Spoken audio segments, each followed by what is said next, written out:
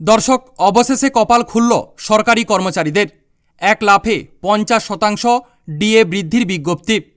কেন্দ্রের সাথে সমতা রেখে ডিএ বৃদ্ধির ঘোষণা রাজ্যের। হ্যাঁ দর্শক, এই মুহূর্তের সবচেয়ে বড় খবর এবং পরবর্তী ডিএ এবং পেনশন সংক্রান্ত গুরুত্বপূর্ণ খবরগুলো সবার প্রথম পাওয়ার জন্য অবশ্যই চ্যানেলটিকে সাবস্ক্রাইব করে রাখুন এবং যুক্ত থাকুন আমাদের সাথে। দারুণ খুশির খবর রাজ্য সরকারি কর্মচারীদের জন্য। লোকসভা ভোটের কিছুদিন আগেই সরকারি কর্মীদের ডিএ বৃদ্ধি করেছিল কেন্দ্র। এবার রাজ্য সরকারি কর্মচারীদের জন্য এলো বিরাট খবর।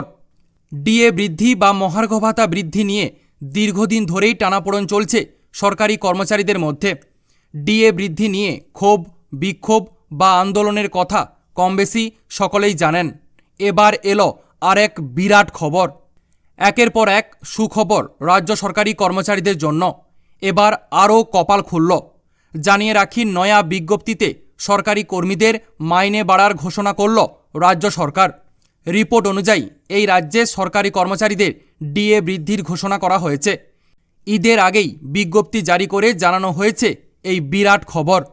অল ইন্ডিয়া সার্ভিসের অন্তর্ভুক্ত কর্মীদের ডিএ বাড়ানো হচ্ছে, যার ফলে এক লাফে বেতনও বাড়বে অনেকটাই। বর্তমানে 46% হারে ভাতা পান এই সকল কর্মীরা। আবার তাদের আরও 4% ডিএ বৃদ্ধির ঘোষণা করেছে রাজ্য সরকার। অর্থাৎ এবার থেকে তারা পাবেন 50% হারে ডিএ। অল ইন্ডিয়া সার্ভিসের কর্মীরা এই নয়া হারে মহার্ঘ ভাতা পাবেন। 2024 সালের 1 জানুয়ারি থেকে নয়া হারে ডিএ প্রযোজ্য হবে। সরকারি বিজ্ঞপ্তি অনুযায়ী জানুয়ারি, ফেব্রুয়ারি, মার্চ, এপ্রিল এবং মে মাসের বকেয়া মহার্ঘ ভাতা জুন মাসের বেতনের সঙ্গে সরকারি কর্মচারীদের অ্যাকাউন্টে ঢুকবে।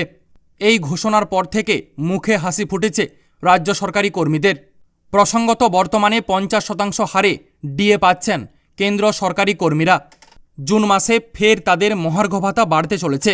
আর তারই মাঝে এবার রাজ্যের সরকারি কর্মচারীদের জন্য উঠে এলো এই বিরাট খবর।